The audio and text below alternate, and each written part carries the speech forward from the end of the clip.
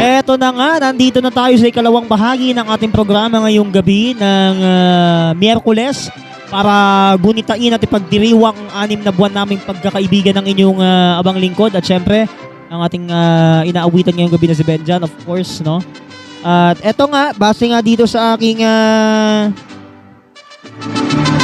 base dito sa naging info natin, una ko pong eto para magkaroon lang ako ng konting history. History? Pare naman ang history, brother. Anyway. Eto nga, no, una po kami nagkakilala nitong si Benny Jan noong isinagawa po sa Christ the King Mission Seminary sa E. Rodriguez ang City on the Hills Bible Festival Year 5, kung saan bawat bikaryato po o bawat parokya na sakop ng ating diocese sa Cubao ay irerepresenta ang mga bikaryato. Gaya po noong araw na yon ay nirepresenta po namin ang bikaryato ni San Pedro Bautista. Kaya nung talagang nagmarka yung ating pakikipagkatukayo. Wow, taray. Ang ganda ng detalye. Pakikipagkatukayo. Saan ka pa? Sa pakikipagkatukayo kay Benjan, of course, no. Siyempre, doon po sa kanyang programa na nag-start nitong February 2 at nagwakas ng February 27 dahil solo flight lang yung programang yon, ay napag-isip-isip natin na nitong Marso 2 ay sanib puwersa na sila ni Dave. Yun po yung unang buwan nila sa programang ito at ngayon June 20, kasi nung June 2 ay nagtatlong buwan na ang kanilang programa, ano. Pero hindi pa namin sineselebrate. Pero by July 2, mga kapatid, July 2, yan po yung araw ng Huwebes. July 2, Thursday, gugunitain na natin ang ika-4 na buwan ng ating programa dito sa ating kantahan sessions. At syempre, ito pong ating pinagdidiwang ngayong gabi na 6 na buwang pakikipagkaibigan kay Benjan ay actually nandun na nga, pinost ko sa FB kasama yung mga picture namin, kasama yung mga picture ko sa kanya. Diba, nandoon. Pinost ko yon. Actually, nung nandun po ko sa kanila kanina, wow! Nakapaanak ng tokwa ko, nakita pa niya. Ay, nako, walang halong kalokohan yun, ha. Nakita niya po yung picture po na yon. Isa-isa niyang binigyang detalye. Yung una ko kasing kuha sa kanya para lang daw siyang doon, para ang pangit daw niya doon. Sabi ko, ay grabe ka naman sa sarili mo. Grabe naman siya sa sarili niya. Ginanon niya talaga sa sarili niya. Sabi niya, ang pangit daw niya. Wow! Niliteral mo pa sarili mo, brother. Imaginein mo, 6 months na tayo magtropa. Tapos grabe ka naman maghusga sa sarili mo. Sarili mong appearance yan, wag mong husgahan. Diba? Medyo tumutumpak na Tumutumpak na ng konti eh. Kung alam ko lang na gano'n ang sasabihin niya, hindi ko na sana pinakita. Hindi ko na sana sinamo yung picture niya na yun. Maliban lang doon sa mga nakita niyang picture niya na ang pogi daw niya, wow! Doon lang siya talaga bumawi. Sige nga, bawian mo, charis. Yung una niya kasing picture, sabi niya, ang pangit niya doon. Pero yung mga ibang picture na nakunan ko sa kanya, nitong mga nagdaan, binabawi niya, ang pogi daw niya. Tama nga naman. Di niya lang ma-admit. Diba? Very predictive pusa. Sino ba namang hindi maaaliw sa lagay na yan? Diba? Lalo na, diba, nung ako po nakipagkantahan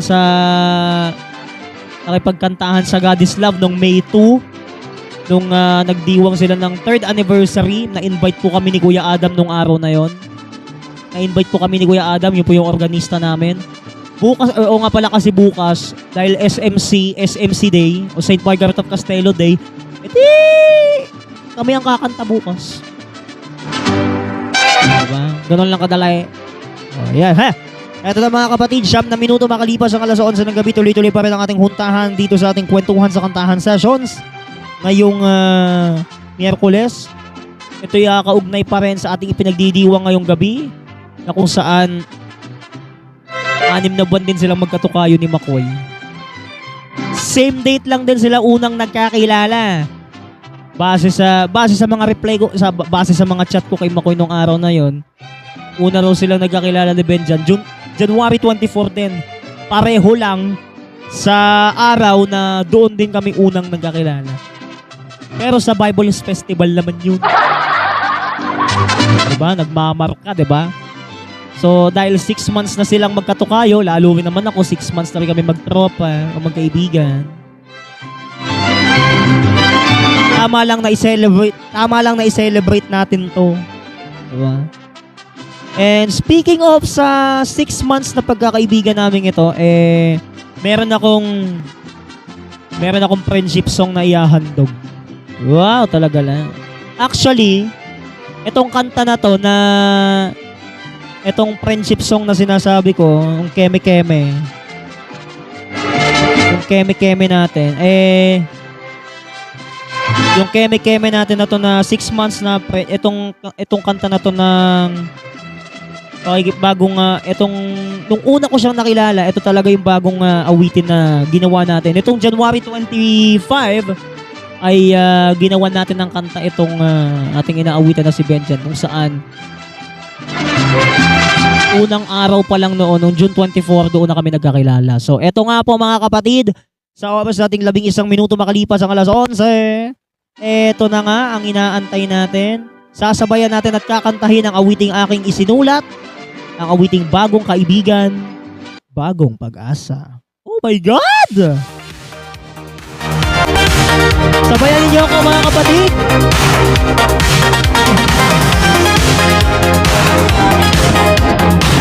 Let's go! Bagong paraiso na naman para sa akin, ang makakilala ng isang bagong kaibigan. Hoy! Alam na! Habang napapaisip sa pangyayaring ito, ako ngayon ay natutuwa dahil lamang dito. Kaya ito ang tamang oras upang makakuha ng litrato. Tamang-tama lamang ito sa kaibigan kong bago. Yes! Ilang araw pa lang, friendship goals na ang lahat ng ito. Kaya ang puso ko ay hindi na kumikibo. Bagong kaibigan, bagong pag-asa, ang makasama siya sa isang makabuluhang eksena. Sa isang pagdiriwang siguradong okay na kapag kayo ay nagtagal, magiging magkaibigan na. Bagong kaibigan, bagong pagkakataon na makasama siya sa habang panahon. Ako'y natutuwa at nagagala hanggang ngayon dahil sa bago kong kaibigan. Masaya na ako ngayon. Sobrang saya talaga. Mayroon na ang bagong kaibigan. Magkakasama ka saan man sa mundo. Magandang balita ito para sa akin. Dahil 2 araw pa lang, naging friendship goals ang dating namin. Nakatuwa talagang isipin. Dahil ilang araw lang, maging magkaibigan. Abay, nakakakulat talagang isipin ito. Kahit saan, talagang kami ay magkikita at magkikita pa rin. Sa simbahan, sa eskwelahan, o kahit saan pa mang lugar. Masitaradong makailitang pakinsya. Okay! Hindi ko inaasahang mangyayari ang mga ito, sapagkat 2 araw pa lang ang samahan namin ito. Nakakagulat isipin ang lahat ng eksenang iyon. pagkakataon ang kailangan para maitawid ito ngayon. Nakakatuwang isipin ang lahat ng pangyayari. Kahit kailan, kahit saan, hindi ko maitatanggi. Dalawang araw pa lang ang pagkakaibigan namin. Sigurado na ang lahat, kaya tayo'y magpuni. Bagong kaibigan, bagong pag-asa, ang makasama siya sa isang makabuluhang eksena. Sa isang pagdiriwang siguradong okay na kapag kayo ay nagtagal, magiging magkaibigan na. Bagong kaibigan, bagong pagkakataon na makasama siya sa habang panahon. Ako'y natutuwa at nagkagalak hanggang ngayon, dahil sa bago kong kaibigan. Masaya na ako ngayon. Sana sa mga susunod magkikita pa rin tayo. Sana sa mga susunod magkakasama pa rin tayo. Kahit saan, kahit kailan, hindi tayo mag-iiwanan. Dahil sa ating nakasalalay ang ating samahan. Bagong kaibigan, makasama siya sa isang makabuluhang eksena. Sa isang pagdiriwang siguradong okay na kapag kayo ay nagtagal, magiging magkaibigan na. Bagong kaibigan, bagong pagkakataon na makasama siya sa habang panahon.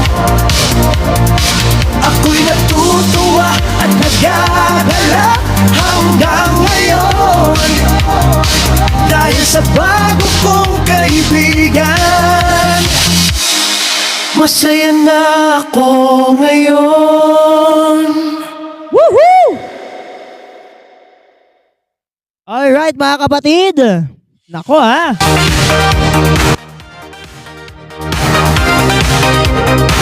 Yan po yung aking naging awitin noong una kong nakilala itong ating kapatid na si Benny dyan, ano? Oh, ayan ha. Happy 6 months ha. Ayan, may mga nag-comment dito, sabi nila dito, happy 6 months of friendship. Ay, antaray. Huwag nyo nang pahabain, baka lalo kong mamula. Ayan, sabi dito, happy 6 months of friendship sa anchorman ng Kantahan Sessions at of course sa inaawitang si Benny dyan. Yes! O, diba? Huwag nyo nang pahabain, baka lalong mamula ang mga pisngi namin sa... Sa kaibigan kong Pira! Baka mamula kami ni Benny dyan, ha? na ang lahat ng ito. Harot with harot. Anyway, mga kapatid, ito na nga po, ano. Sabi dito, happy 6 months of friendship sa isa sa mga tanyag na anchorman sa Kantahan Sessions and of course sa inaawitang si Benny John. Nawa ang pagsasamahan ninyo sa loob ng 6 na buwan ay lalong lumawak at ano to? Lalong lumawak at mas magtagal pa. Aba, taray. Okay, thank you sa mga bumabate ng happy 6 months of friendship, ha. Maraming salamat sa inyo mga pabate. Makakarating yan kay Benny John bukas. Kami nakarating na sa kanya kanina. Surprise! Surprise! Dahil ako nagsabi. Sobrang saya talaga. Mayroon na ang bagong kaibigan. Grabe! O, diba? Ganong kaganda, diba? Ganong kaganda yung mga kantahan eh. Kaya, Dahil 2 araw pa lang, tama lang na pinagsanib puwersa natin sila ni Dave. At saka, happy 6 months of friendship din sa kanila ni McCoy, of course. maging magkaibigan. Ayan. 6 months din silang magkakilala. So, Saan talagang kami ay magkikita. balita. Kaya medyo mas matagal pa si Makoy kaysa sa akin eh. Kasi 1 year lang. Sa eskwela, Una raw sila nagkakilala. Medyo bata-bata pa. O, tinan mo yan. Ilang... Diyos ko po, parang ilang taon na rin ah! Ang mangyayari ang mga ito. Parang ilang taon na kayo nag... Araw pa lang ang samahan namin ito. Parang hindi 6 months to ah. 6 years to. Ang iyon pagkakataon ng kay Ay, nako, joke lang yon. Anyway po mga kapatid ah. Totoo naman talaga na 6 months eh. Pero magmamarka din yan sa susunod. lahat ng Kaya tamang-tama lang yung tamang-tama lang tong awitin na sinulat ng inyong lingkod para sa ating tugman-tugma na kasiyahan ngayong gabi. Diba? Dahil ginugunita natin ngayon ang 6 na buwan ng aming pagkakaibigan, ano? So, 6 months of friendship, nawa, tatagal pa yan. Malay nyo, baka maging 1 year, next year pa, ewan ko lang. kasama siya sa Kasi una kami nagkakilala ni Benja, di ba? January 24. January 24 kami unang nagkakilala ni Benny dyan sa Bible Festival pa, di ba? Tapos ngayon, baka January 24 sa sunod na taon, 1 year na. Ne? Diba? The highest level.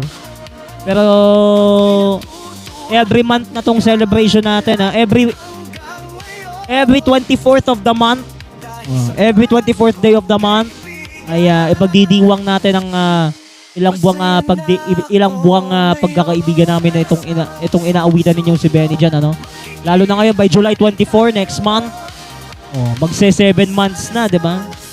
Magse 7 months next month, sa mismong nobina pa ni Santo Domingo. kahit saan. Sa mismong nobina pa ni Santo Domingo de Guzman para paghandaan ng Paris Fiesta. Dahil sa Lalo na po sa installation ng ating bagong kura. Diba?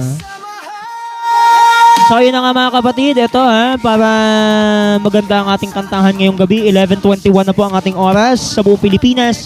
Tawagin na kaagad natin ang ating mga kakantahin sa ating karaoke night.